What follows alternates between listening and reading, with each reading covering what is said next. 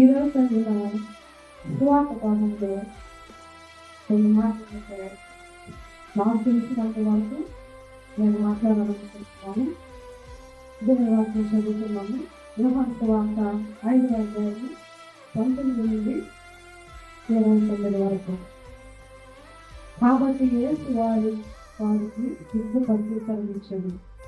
తండ్రి ఏది చేయుట కుమారుడు చూపునో అదే కానీ తనంతట తాను ఏది చేయలేరు. ఆయన ఏటిది చేయును వాటినే కుమారుడు అలాగే చేయును. తండ్రి కుమారుని ప్రేమించుచు తాను చేయు వాటి నెలను ఆయనకు అడగొట్టుచున్నాడని మీకు నిశ్చయంగా చెప్పుచున్నాను.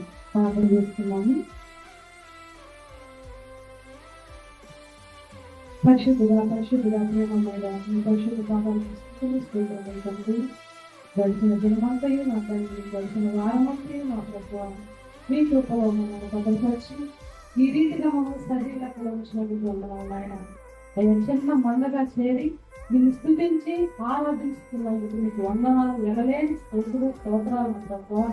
గొప్పగా ఇక్కడ కూడి ఉన్న ప్రతి ఒక్కరితో మీరు మాట్లాడమని వేడుకుంటున్నాను. అయ్యా వినుట వలన విశ్వాసం కలుగుతుందని మీరే వాక్యం ద్వారా చదివించారు. అయ్యా వాక్యం చదివినప్పుడు కానీ దాన్ని చెప్పేటప్పుడు కానీ మేము వినివారుగా ఉంది, దాన్ని లేకుండా వారుగా మా జీవితాలకైనా మీ సరిచేస్తున్న భాగ్యాన్ని దయచేయమని వేడుకుంటున్నాను.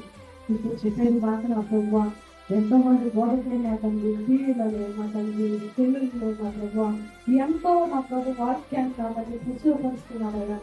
అయ్యా ఇదిగో తండ్రి, వాటిని వినిపోవడం నా తండ్రి మేము మారు మనసు పెంచి వాక్యానుసారంగా జీవించే మనసు ప్రతి ఒక్కరికి దయచేయమని వేడుకుంటున్నాను. ఇక్కడ కూడా ప్రతి ఒక్క బిడ్డలో మీరు మాట్లాడండి, వాక్యానుసారంగా నడిపించమని యేసయ్య పరిశుద్ధ నామములో బతిమాలు వేడుకుంటున్నాను. ఆమేన్.